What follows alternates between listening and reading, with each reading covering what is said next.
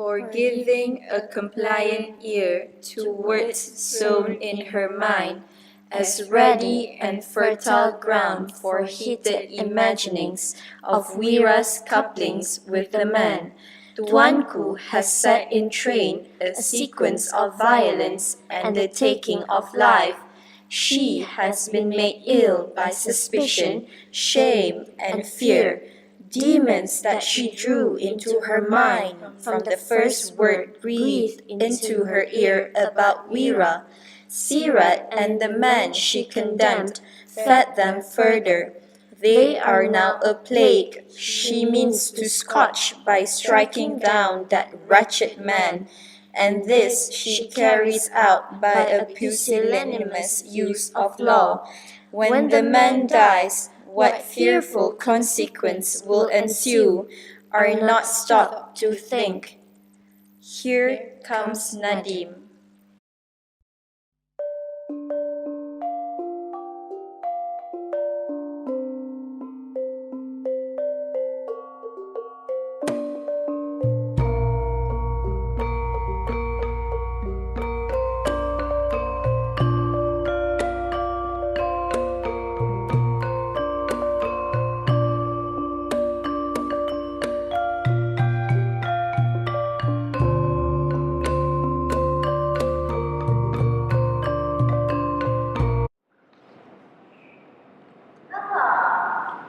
Nadim, I wonder why you're here.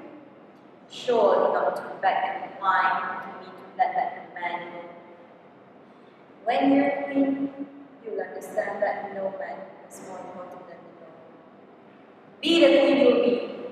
Forget him. My first duty, Mother, is to help you uphold all just laws. I've never considered that love of a man should ever take up Arena's mind. Mother, I'm not a love-struck fool who only thinks of a man all day long. Well said, my daughter.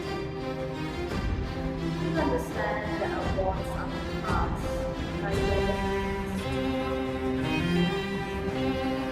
No, I don't need a fool for you, especially if you besotted with love. Before being a fool makes me the mother. But on jokes everywhere. See, he defies me.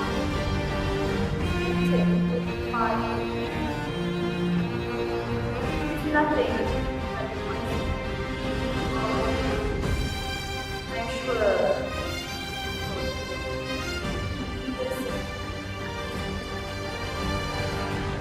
As I have told you, Mother, I'm no such fool. You see, even if he did not ask me, I would not stop. Ask him not to. I will not.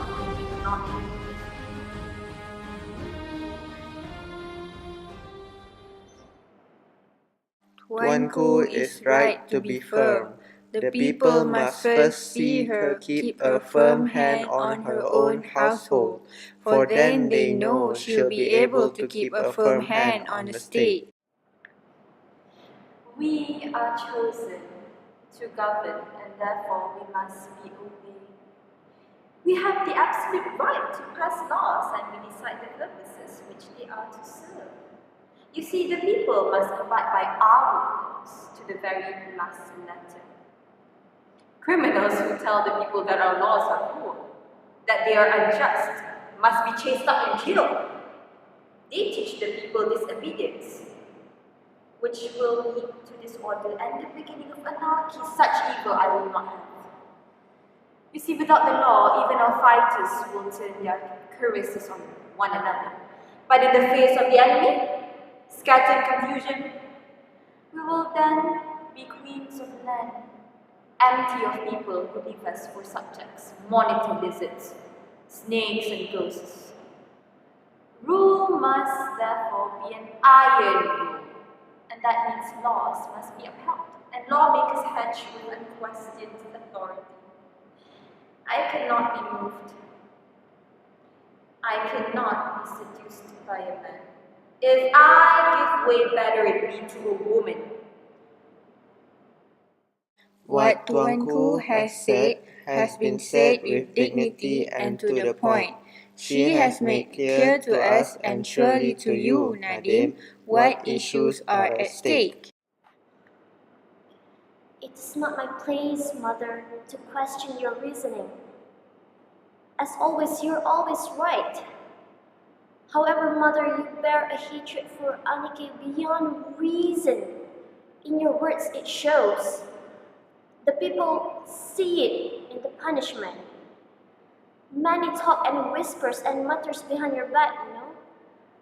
Those around you do not speak as such because they cower in terror at your temper. Mother, I intend all this not as a pleading for Anike, but for you, Mother, to save you from evil consequences we cannot foresee. Please relent, Mother, before it is too late.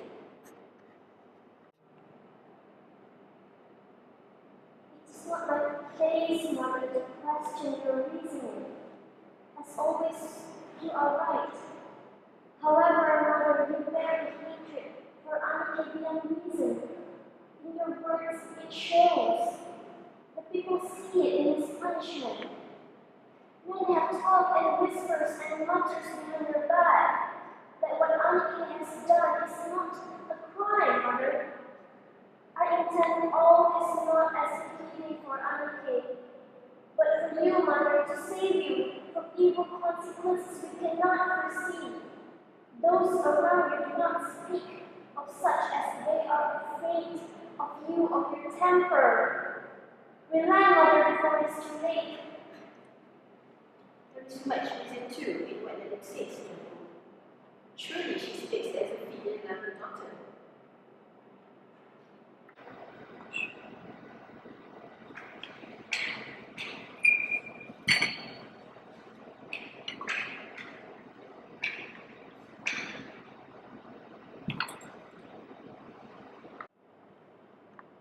So now I have to be thought reasoned by a girl. Is it reasonable that I am to be swooped by one whose experience is as shallow as the water inside this glass?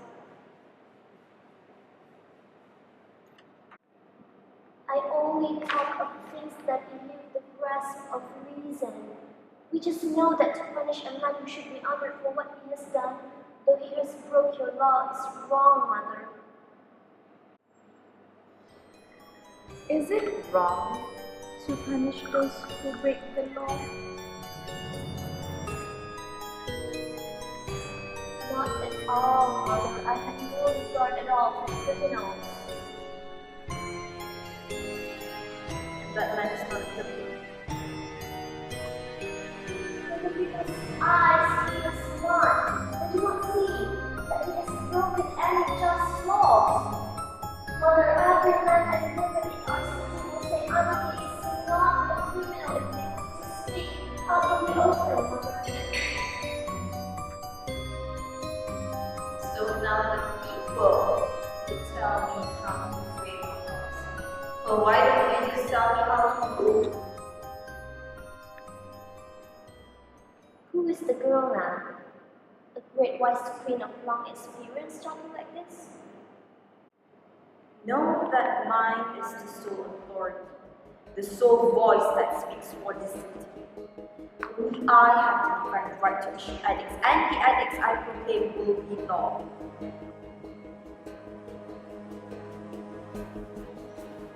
This then is no city but a prison. It is a well-ordered state. It has to be so because, as queen, I am the state. It is a state barren as a desert and peopled by ghosts. Ah, I see now that the girl has been sold out to the man. I speak as I do only unconcerned with people to me, Mother. Show your concern. the public wrong with your mother. And you show yours with a public wrong with justice? Starting a brawl, justice, my laws mean justice. Justice means my laws. By defined by I am the source of laws. Therefore, I am the source of justice. I fight with justice, And you have to fight your right. fool, fool, you young unthinking fool. You have been taken by that vile creature. I've never been taken in by anything vile, Mother. You speak only for him, such weight of fool.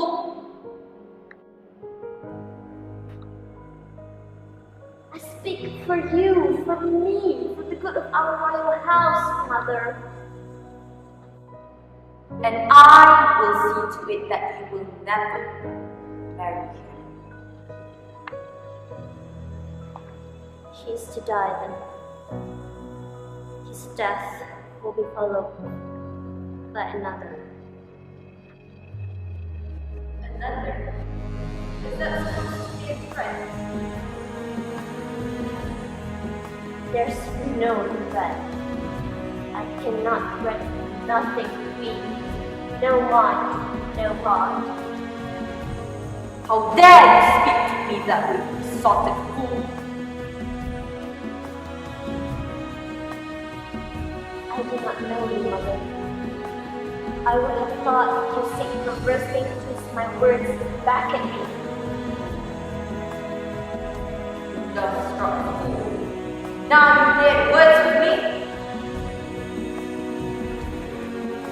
Excuse me for silence. No. Sorry. You swear by all our gods you better watch it. You had better watch it. Bring the letter! He will die right here this instant with his bride by his side. No! He will not die! If he dies, Mother, you will never see my face again!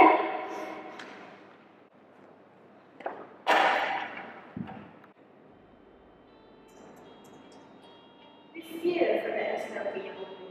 What we shall do in such a fate. Let it go. Nothing she does will save this boys. Boys, what? You said this boy to die? No. Only the wretch who set his face against me will die.